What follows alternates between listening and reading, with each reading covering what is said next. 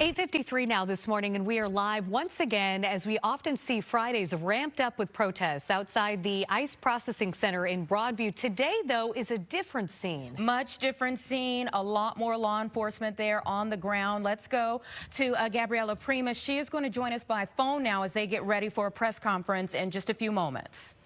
Yeah, you know what, guys, we are pretty wrapped up with trying to get ready for these community leaders, elected officials to speak with us. They're wanting to make sure that they speak right to ICE, talking about transparency and such.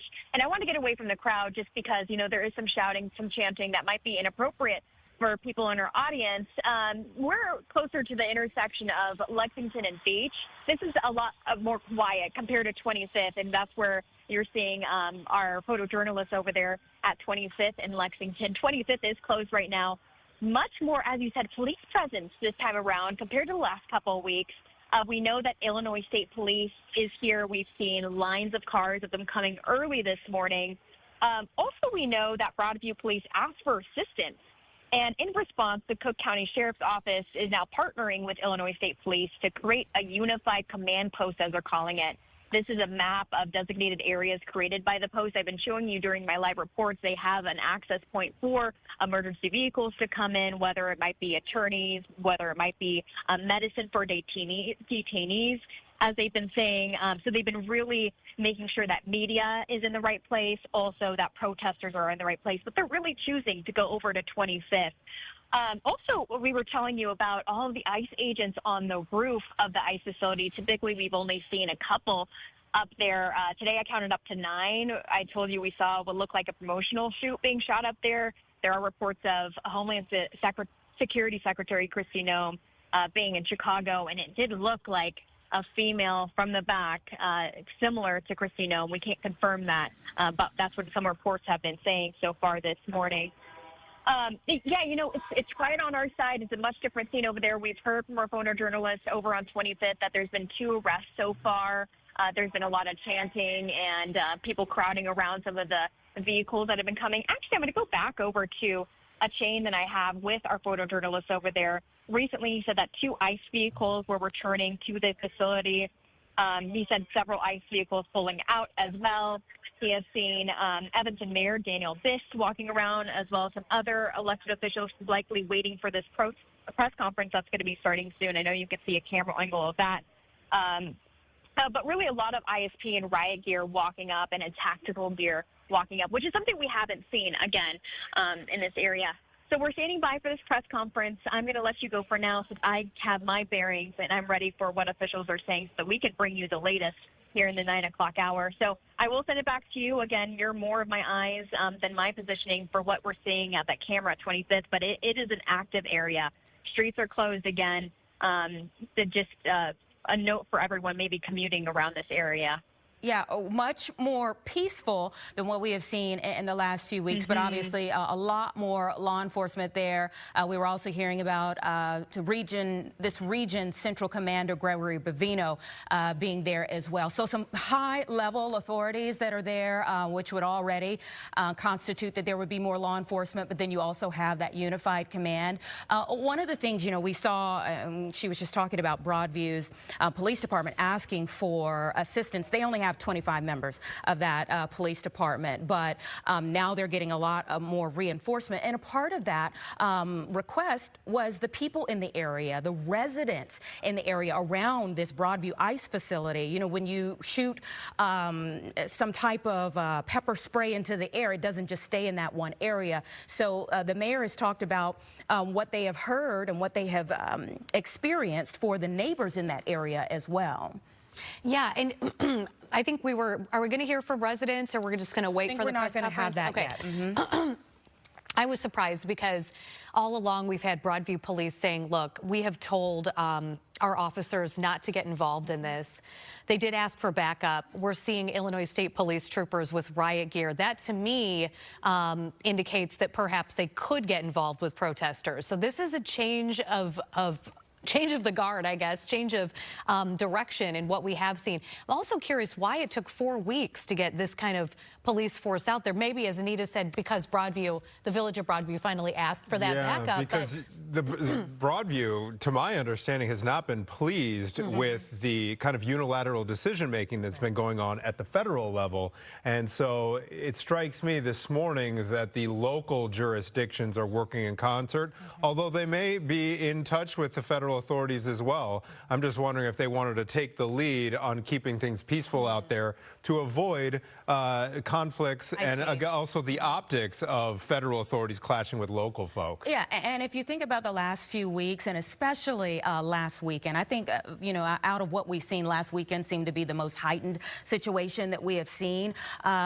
We saw the clash begin early in the morning. So by this time in the morning, we were already seeing significant activities. But as we kind of zoom in here, you can see the protesters are now in one specific area. And that's been a graduation over time as well. That first week, they kind of had carte blanche to kind of get around the facility.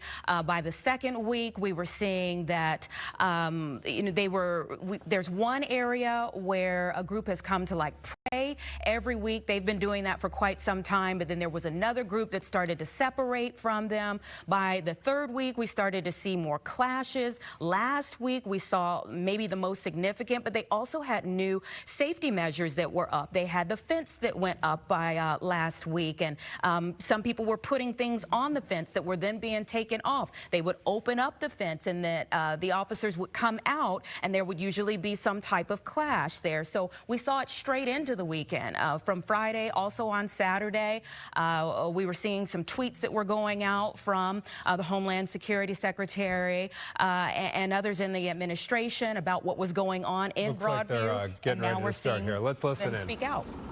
Thank you all for being here. My name is Rachel Cohen. I'm an attorney. I'm a Chicago resident, and I'm one of many, many concerned people showing up to exercise my First Amendment rights to tell the government to stop disappearing my neighbors. As I've exercised those First Amendment rights, I've seen an astonishingly motivated grassroots coalition come together. People always want to know who's in charge here. Nobody's in charge. Everyday people know what's right. Everyday people are showing up in unbelievable numbers to come out and say that we are sick of the government disappearing our neighbors, and we're so grateful for the elected officials here to amplify, several of whom you'll hear from today. You're going to hear about so much government violence and government escalation today. You're going to see it happen, probably. At the end of August, I was arrested and ticketed for sitting peacefully blocking an ICE van full of my neighbors bound for unknown fates. Last week, ICE drove their vehicles straight into protesters instead. The government is waging war on its population. They started it by abducting people from our community, and they continue to escalate against protesters, journalists, and elected officials. Kat Abu-Ghazaleh, here in her personal capacity, has been on the front lines of this fight with me and so many others, and is here to tell you about what she's seen.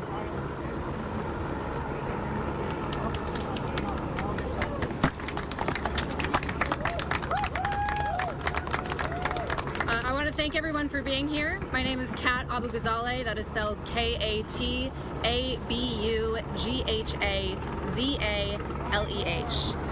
I am one of hundreds of people who have been brutalized by ICE while protesting the inhumane conditions at the Broadview Processing Center over the past few weeks. We are gathered here, activists and elected leaders and community members, in solidarity and perseverance to demand what our community deserves. Transparency, to know what is happening behind those boarded up windows, and to allow elected officials like Delia Ramirez and Chuy Garcia to inspect the facility as they are allowed to by law.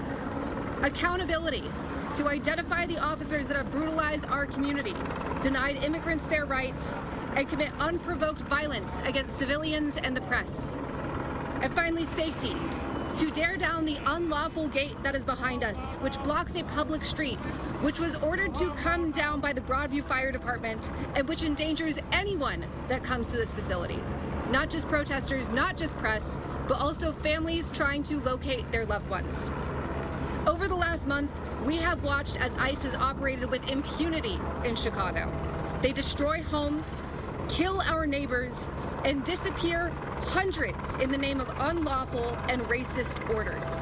And all roads of their crimes lead here, to Broadview, the reason we have been protesting in the first place. And the response by many has been silence and capitulation. We've been forced into a free speech zone. Its very existence implies that everywhere else is a non-free speech zone, that there are places where our First Amendment rights do not apply. It is ICE's responsibility to respect and uphold our First Amendment rights. It is not on us to accommodate their illegal and immoral actions. Just having this press conference is a risk, not only to the protesters or the people speaking here, but to the press covering it. ICE has arrested press. I watched as they threw a tear gas canister at you. They don't want you to show their crimes, and you being here, you covering this is a risk. So thank you for being here. This is a processing facility. It is only supposed to hold people for 12 hours at a time, but we have heard reports of people being held for days or weeks at a time, without beds or hot meals or access to hygienic facilities. We've heard of grandmothers and pregnant women sleeping on concrete floors, of dozens of men in a single cell. I watched as detainees were marched into a van in the very same clothes they were detained in, and we have no idea how long they were there. It is likely that the conditions in the Broadview Processing Center are much worse than we already know, because ICE will not allow our elected officials to inspect the facility, which is our leaders' legal right. They mask their faces. ICE masks their faces. ICE set up gates to keep us away from their crimes. ICE boards up their windows. What we do know has come from prisoners who risk their own safety and the safety of their loved ones to speak out. And as our community is outraged, we turn up. And ICE responds with brutality. Tear gas, pepper and rubber bullets, some shot by snipers on roofs, flashbangs, physical violence, vehicles ramming through civilians, and abductions of protesters and the press. Republicans have described Chicago as a war zone. They are obviously wrong, but Broadview is a war zone. It's a war zone with the government waging war on peaceful protesters. And every week, the government escalates. You can see it right here. They have a fixed gun on the roof right now, aiming at protesters. This is one-sided violence, one-sided escalation that began with mass secret police coming into our community and disappearing our neighbors. And it will get worse. Trump, ICE, and Kristi Noem won't even follow the Geneva Conventions when it comes to their fellow Americans. Every day is an exercise in chaos with only one constant, and that is indiscriminate violence by ICE. We've watched as agents hit, throw, shoot, and gas young women and old men, civilians and veterans, disabled people and service dogs, protesters and their documentarians, all without knowing who these men are, what agency they work for, or what they are allowed to do. Illinois has led the country in fighting Trump's authoritarian agenda, but he is escalating and we are at a turning point. So are we going to stand up for the people, for the law, or are we going to let ICE do as it pleases? Kristi Noem is here right now to ensure that her crimes against humanity continue unimpeded. We are here to make sure that does not happen. So let us in, give us justice, and tear this gate down. Thank you.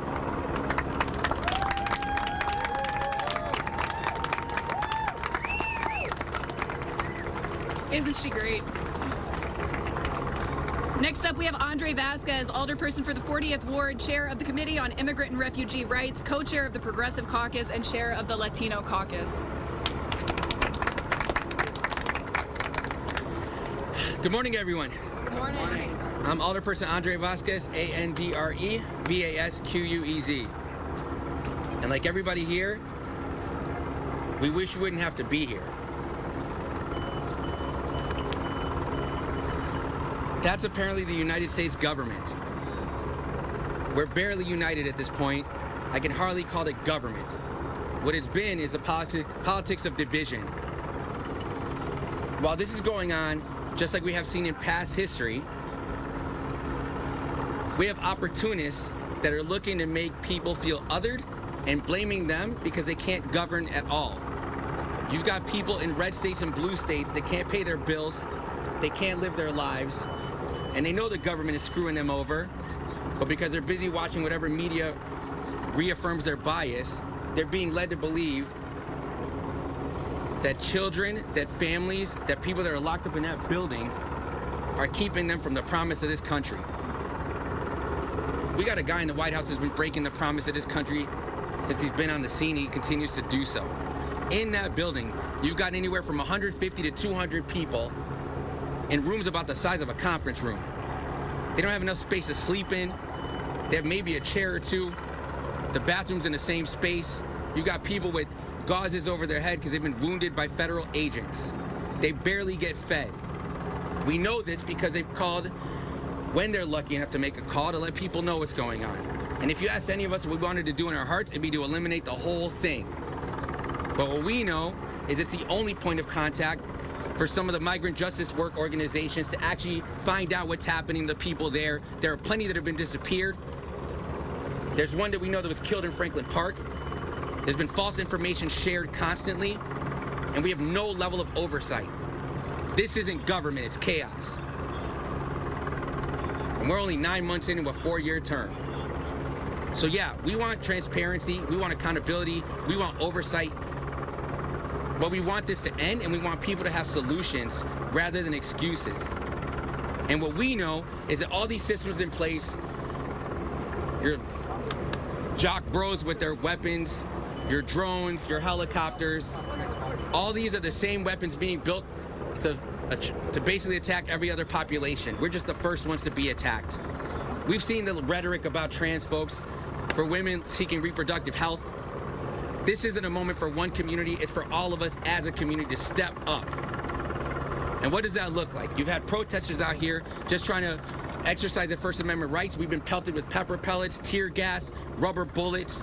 It's not how you treat your own people. It's not what government looks like. What we need you all to do, if you're out here watching, is to talk to your neighbors. There's a reason these losers are in the White House. It's because people feel alone, isolated, afraid, and disenfranchised. The only way that changes is talking to your neighbors, building community, hearing out the people you disagree with, so that they can remain and start getting back into the democratic process to get rid of this fake mock tyrant. And so we need everyone to do their part. It's why we're training people to do mutual aid, to do rapid response on the ground. The fact that we're teaching people to go record federal agents should tell you where we're at. We need to go backwards, not the way they're going backwards, but not in the direction they're taking us. And so I implore anybody out there, if you have time, talk to your neighbors, reach out to your local officials. I have confidence and hope that we endure and sustain, and that hope comes from everybody that's shown up here over the past month. We're not leaving until they leave, and we're going to be disciplined and show you what the First Amendment means, and show you that we're not going to give them the Fox News clips that they want, because we stand for this country. Thank you very much.